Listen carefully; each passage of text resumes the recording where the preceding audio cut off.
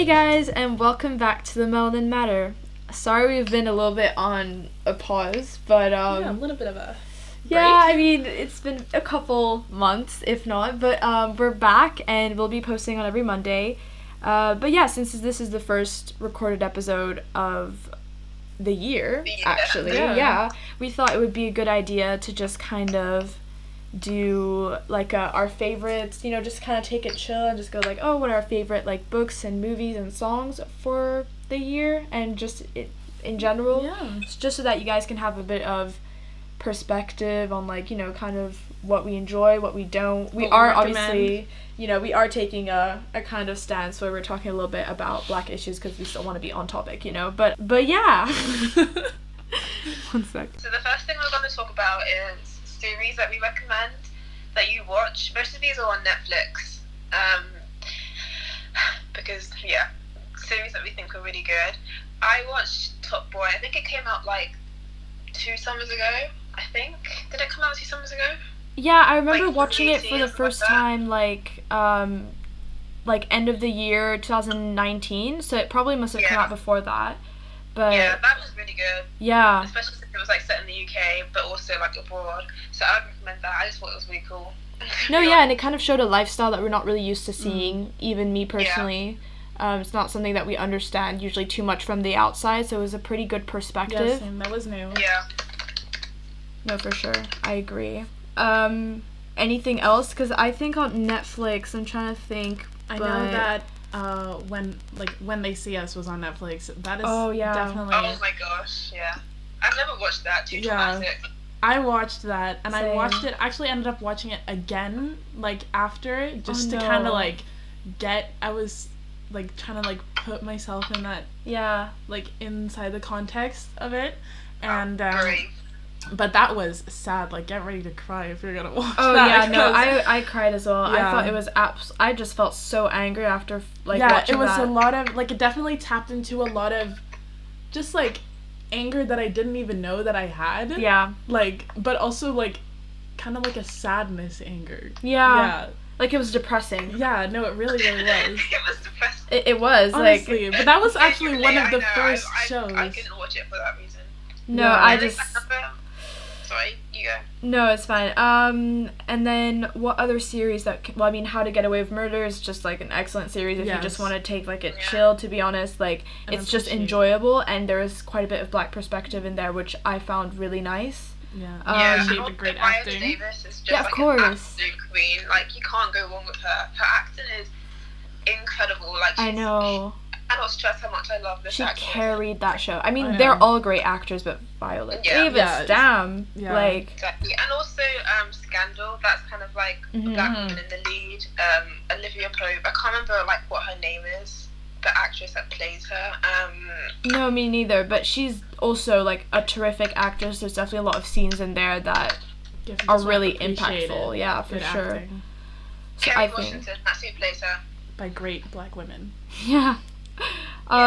And then other series, I specifically watched I May Destroy You, which I really, really enjoyed. Like, it was harsh, and again is another one of the UK perspectives, and it kind of talks about sexual assault, rape, and all that.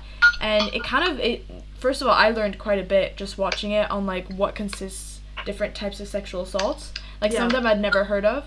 So some of them I've heard of only recently. Like, I forgot what the word is, but like, for instance, like the idea of someone like taking off a condom in the middle of sex without you knowing, and then like that consists like some form of like sexual assault or rape. And I thought like that was not something I ever considered, I think, before like a couple months back, where I didn't really think about it because I didn't think like people could do that in the first place, to be honest. Yeah. But it's definitely good, and in general it just gives a pretty good perspective on like what it's like to be a victim of sexual assault and rape, and it gives different perspectives as well. It's not just the perspective of the main character. And I think the fact that the person directing it was also part of the show, Michaela Cole, or Cole, I'm not really sure, but she was part of the show, and she did a great job both directing it and acting in it. And like another one as well, I think that she directed as well, was Chewing Gum, which that one is a lot more of a comedy show. It's a lot more relaxed. I think it was on Netflix at some point. It might be on Netflix now.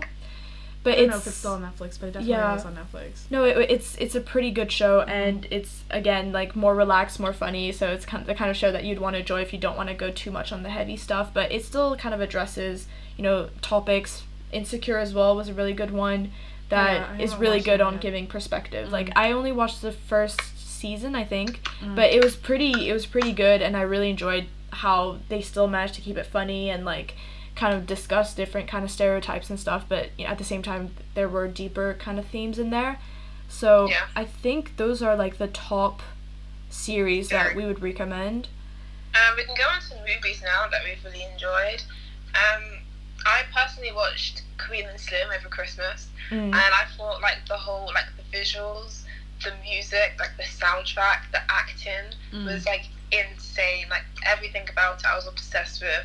The storyline as well, like, it's like another one that is, you have to really have to be, like, in the right mindset to sit down and watch it, because it's quite hard, and, like, the storyline and how it progresses is quite, like, hard to watch. It will definitely leave you feeling some kind of way afterwards, but I would definitely recommend it, even just for, like, the brilliant acting and the soundtrack and everything about it. Like, it's just a really, really amazing movie. Yeah, that's literally how I felt about Moonlight when I watched it the first time. Oh my god. Because you really need to, I just sat down and I didn't touch my phone, like, the whole entire time, and I just, like, appreciated every second of that movie. It was gorgeous. Like, I remember watching it and just thinking, like, this is kind of revolutionary. No, literally, like, literally, you're talking about a black, how do I say, like, a black person who's, like, hard on the outside, who, like, tries to emulate what a black man is in America, and at the same time is struggling with being queer or gay in this case, which I found so much realistic societal issues. Exactly. Like, it's not something that's discussed. Like, I think in general, like, being part of the LGBTQ, what am I trying to find the word for? Category, I guess. I don't want to call it category, but, like, being part of the community. There we go. Makes it a lot more difficult in general to kind of navigate the world, and I think being black on top of that, like, it has it has been shown that, for instance, being black and trans does make it a lot more likely for you to, I don't want to be in, like, the most blunt way, but, like, you have a lot more struggles for sure. So I think the fact that they kind of addressed, just being gay and black and growing up in a hard neighborhood is just, I thought that was really impeccable, stunning. Like, I was like, wow, that just really impacted me a lot for sure. Yeah. On, like, the lighter side, actually, it's not even lighter, but I really enjoyed Django Unchained. Yeah, not lighter at all. Definitely not lighter side. I don't know why. I was just thinking because of the director Quentin Tarantino, but I thought it was, like, again, another amazing movie. It kind of goes, it's brutal, like, it doesn't hold back on, like, what it was like for slaves, but then it's also got, like, a love story in there. Yeah. It's just no, I think for sure it's, like, cinematically it's amazing. I found it very hard to watch because there was a lot of violence, but a lot of violence, like a lot, like, there's blood, there's, like, it's really bad, but I think the entire show, the entire movie was, like, genuinely just gorgeous to look at, because it was just so well done. I mean, I compare this to all of the stuff that I've been seeing on Netflix lately, like the teen movies that have been coming out that are pretty mediocre, at best. At best. In comparison, like, this, like, doesn't even compare, you know what I mean? Like, yeah, it's so good. And I think it probably won something as well, to be honest, like, as a movie. Probably. Yes. I mean, I think that's what pushed it forward as well, the fact that it was so good and that it won something. But I mean, I think same thing with Moonlight, that definitely won something as well. Oh yeah, and that one's also taught me, like, I didn't know that they used like, what was it, they had, like, they used the slaves as, like, fighting people, like, they used them to fight against each other for entertainment, and I didn't know that happened, like, historically that was accurate, so it also taught me something. Yeah, I did not know that either, to be honest. Yeah, ridiculous. Yeah, super good movie. Also, obviously Black Panther, like, Wakanda forever. No, I think for sure that one, like, if you haven't seen it at this point, why are you listening to us? I mean, go watch it today. Like, I mean, honestly, like, I think that one. Even if, like, Michael B. Jordan is the only reason that you watch it, is an amazing. Yeah. Genuinely, it's such a good movie. And can we also talk about the soundtrack for that movie? Oh my god, amazing! Yeah. Hello. And I love the female characters in here. Yes. Songs. like a lot of strong black female characters. I love that as well for sure. Yeah. Which aren't just like token characters that they had to put in there. Like I feel like there was a lot of like character development around them as well. Yeah. Also, to go back to the series, I forgot to mention this, but Orange is the New Black, even though it's like so many seasons long, I think that's really, really good to watch about like black women in prison, how they're treated, and trans black women. Yeah, trans black women, as well. LGBTQ. That's like another really good one, but it is really long. Yeah, like, no, it is.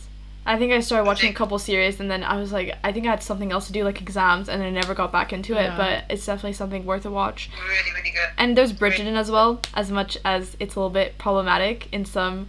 I mean, can we just please discuss how their explanation for racism ending is the fact that he married a black queen, Bridgerton.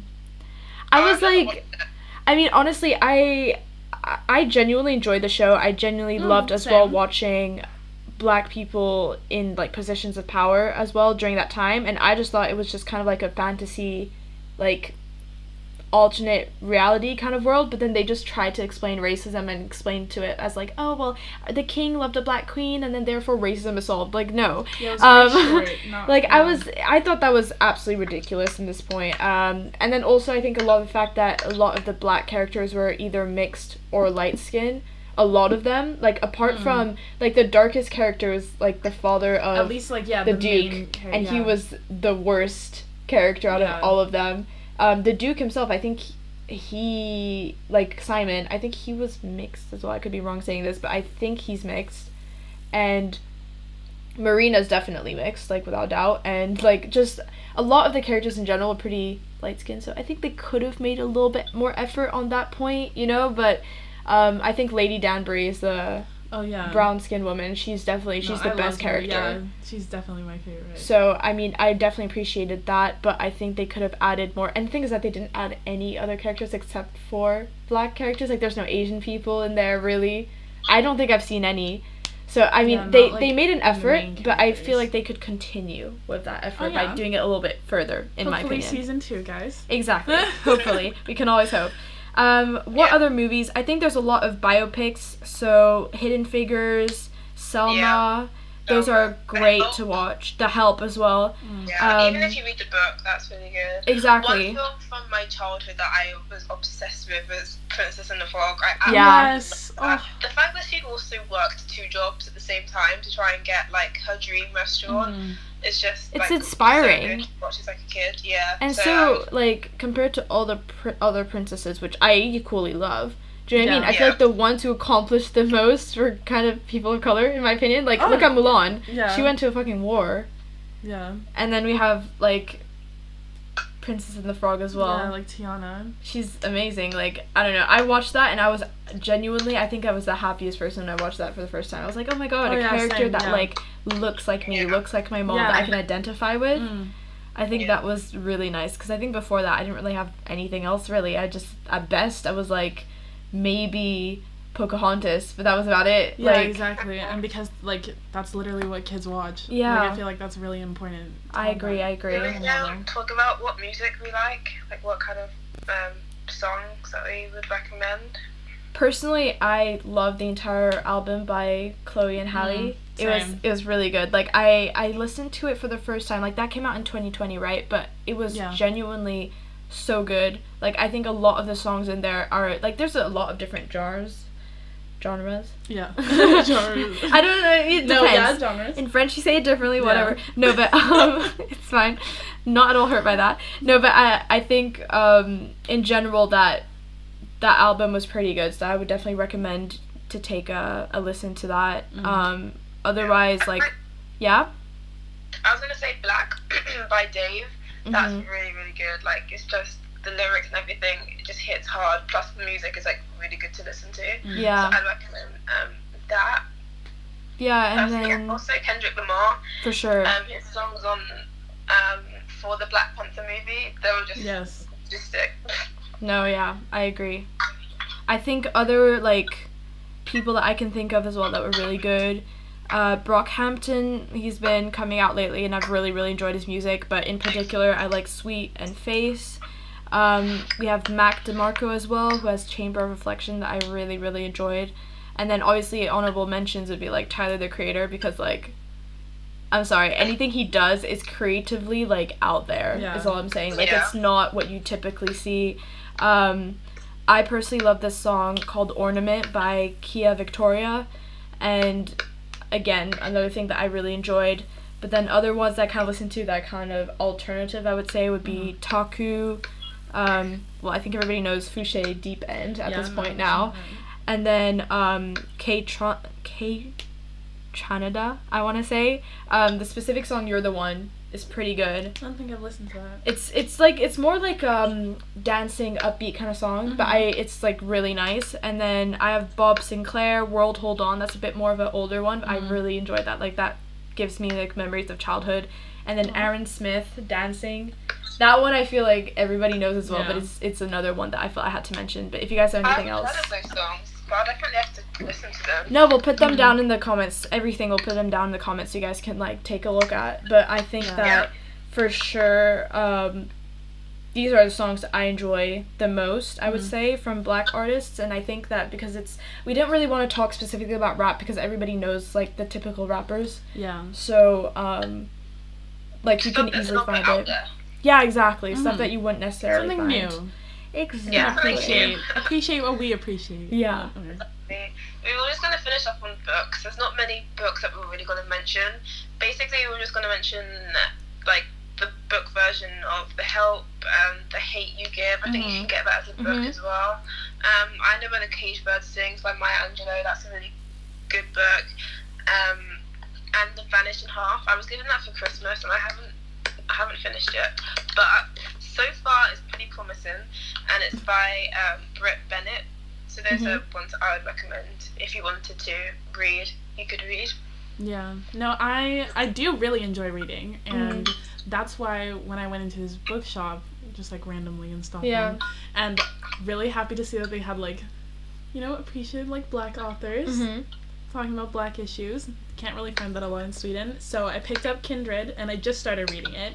So I haven't gotten really far, but I find it really interesting because it's not just a book just talking about like just like slavery like as per se, but it has more of the like relationship between like women from our time and like her like reconnecting with like our like Black past like with slavery and all that stuff. So that's definitely interesting. I'm gonna keep reading that and update you guys when I'm done. And the other one as well that's been like going out throughout lockdown. Yes. We're talking about white fragility. Yeah. Yes. Definitely. I don't know. Did you read? No. I did not read that. Yeah, but I read that. I definitely recommended it. Just because I heard it was great and I didn't have. And I think it's important because it talks about like another side of racism and like racial bias that a lot of people just like disregard, because it talks about like an unconscious racial bias, whereas people will say like, oh well, I'm not racist because I didn't like yell at you outside. Because I like Black people. I have Black friends, but and it also does like they had like a whole section of the book just dedicated to how it's problematic when people say I don't see color. Yeah. And that I found that really interesting, so definitely read that. It's like a concept as well that I heard about was actually in relation to Bridgerton. Some people were saying how apparently they were, I'm trying to find the word for it, but it was blind casting, when apparently like, I mean, discussions on that have kind of been that like casting like blindly is kind of problematic, because then you can kind of just give the excuse, oh well, they were the best person for the role, so instead it was just kind of offered as a solution to kind of do like conscious casting, which is like being conscious of the fact that someone has a specific race and putting them in a role because there aren't many people of that race being represented. So that was a better alternative, and I agree a lot more of that than just oh well, we're casting the best person regardless of what they look like, because I feel like that could and also I think like in general kind of casting someone and having a specific person in mind and having like a story that makes sense to them as well, because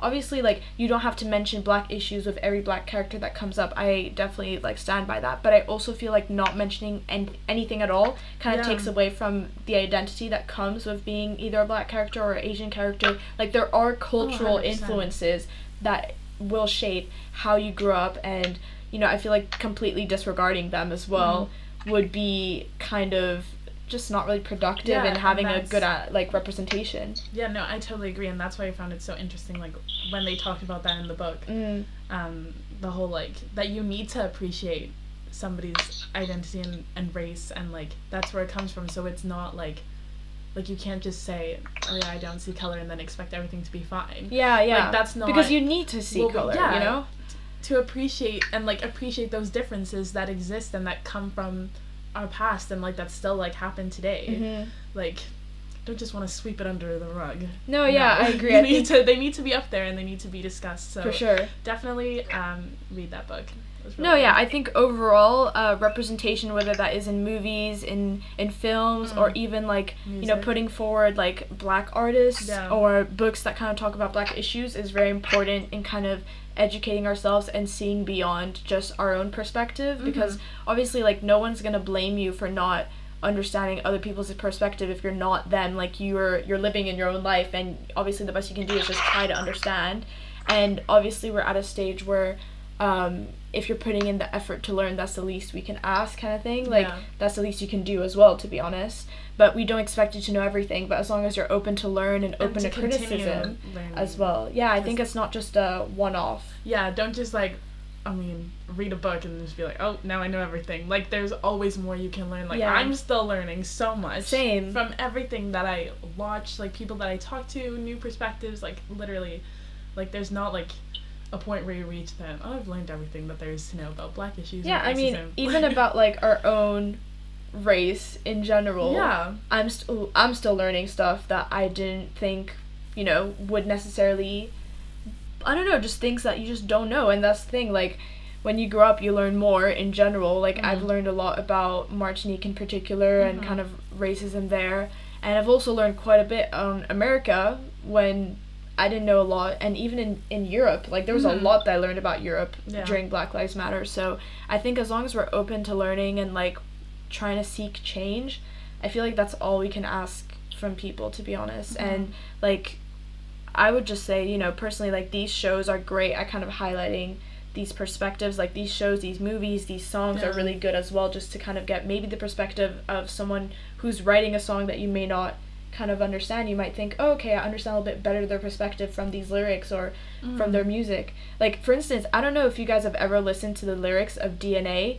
Yes. But damn, like it's harsh. Like when you actually take the time to listen to what he's saying, like he's saying like, oh, I got drugs in my DNA, I have like issues in my DNA that's linked to the fact that he's black. Like that's what he's trying to get across. Like everybody just knows like in my DNA, like everybody knows that part, but nobody really like takes, I don't know specifically, but when I took the time to actually listen to what he was saying, like I was like, damn, like just search those lyrics up. Like they're harsh and they're deep, and like they're there for a reason. Yeah, I was just about to say that they're there for a reason. No, they are. Like they're trying to like send the message, you know. And I like when I really took the time, I was like, damn, like he's saying hard hitting stuff, and he's saying the good and the bad. He's not just saying just the bad. He's like, there's all these lovely things in our DNA, but there's also all this stigma that's surrounded around us, you know, which I found really just impactful. Again, and I feel like we can appreciate, like, because like different creators, like there's not only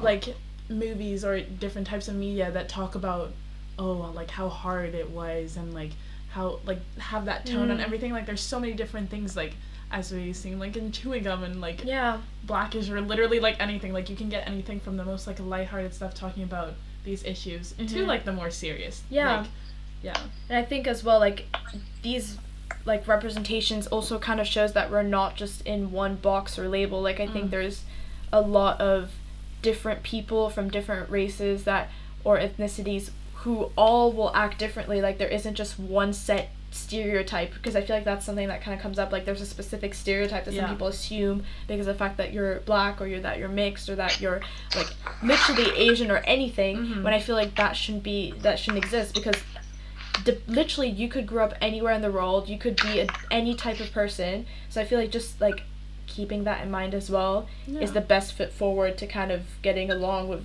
anybody outside of your race, to be honest. Like, not having any like stigmas or stereotypes, and just kind of being like, I take you as who you are, and like I want to get to know you kind of vibe.